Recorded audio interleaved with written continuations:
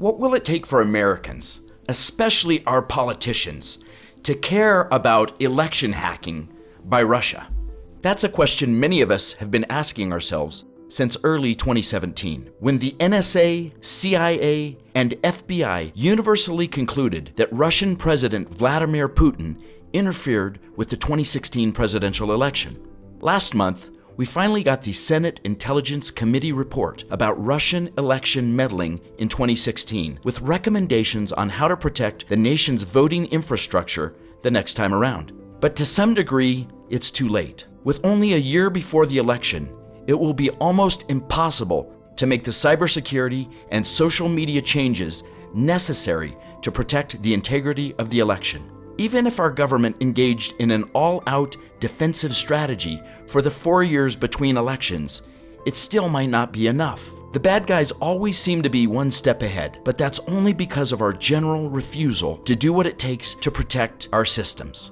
So far, the only all-out defensive strategy we've seen has been against efforts to protect the 2020 election from Russian interference. While Putin and his cohorts are dancing through the halls of the Kremlin, President Trump and the Republicans are sitting on their hands. Trump's refusal to back intelligence reports about Russia's election hacking and influence campaigns, and his administration's delay in taking action, are within months of guaranteeing that we won't be able to stop tampering in 2020. Meanwhile, Senate Majority Leader Mitch McConnell continues to block bills aimed at making the polls more secure, further ensuring that our election will be compromised once again. And that's precisely the point.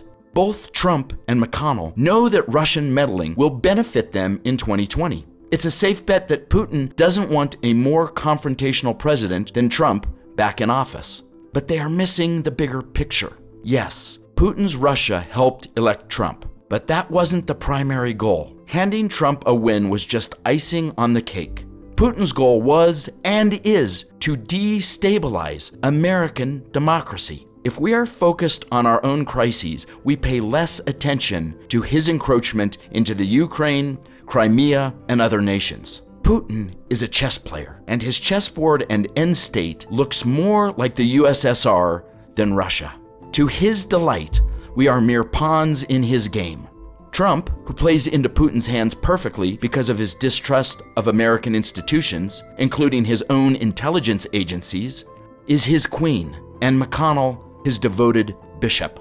Experts agree that Russia's pre-2016 hacking of election systems in all 50 states was mostly reconnaissance for a larger campaign. They were testing the waters with this and with their Facebook influence campaigns. It's far less work and expense to simply create the perception that they've altered votes or manipulated any other outcome that undermines the credibility of our democracy. Again, the end game is one of destabilization and creating doubt in the minds of Americans so we don't know who we can trust. Our system of state-controlled voting for national elections makes a mass hack more difficult. But altering the voting rolls is something the average teenager hacker could probably pull off. What if next time a hacker decides to remove hundreds of thousands of white men from Mitch McConnell's available voters? Or if Facebook influence campaigns target Trump loyalists with false claims that he wants to pass gun control legislation?